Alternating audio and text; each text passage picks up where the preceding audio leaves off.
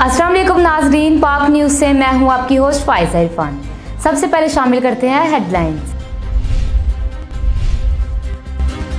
काफर case, Shah Mahmood Qureshi और chairman PTI कसूरवार करार। एफआईए ने चालान खुसूसी अदालत में जमा करवा दिया। सेक्रेटरी खारजा असद मजीद और सुहेल महमूद भी गवाहों में शामिल।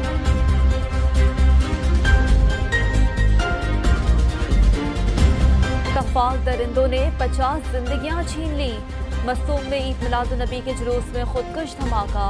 एफआईआर क्वेटा के सीटीडी थाने में नामालूम हमलावरों के खिलाफ दर्ज। शहीद डीएसपी नवाज कशकोरी सिबी में सुपुर्द खाक। वाक़े में जख्मी 51 अफराद क्वेटा के सिविल अस्पताल में ज़ेर इलाज।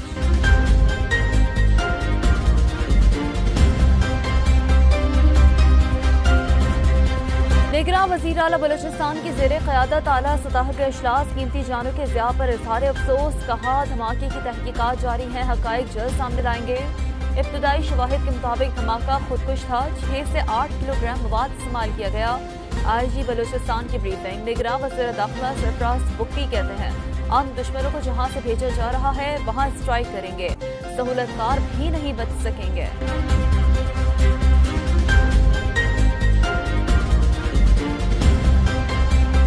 हंगो के अमन पर भी वार। थाना दुआबा की मस्जिद में धमाका। 5 अफराद शहीद, 12 जख्मी। वाक़े का मुकदमा दर्ज। आईजी KPK ने समाज से गुफ्तगू में बताया कि हमलावरों की तादाद 2 थी। एक मस्जिद के दरवाजे पर पुलिस की फायरिंग में मारा गया। कोर कमांडर पेशावर का भी धमाके की जगह का दौरा।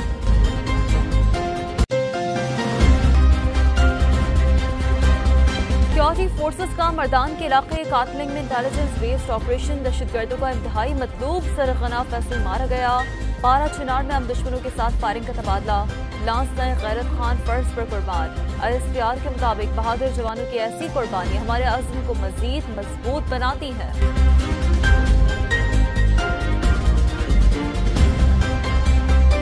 वतन वापसी पर नवाज शरीफ के जेल जाने का इम्कान नहीं। सबको पता है कि उन पर झूठे केसेस बनाए गए।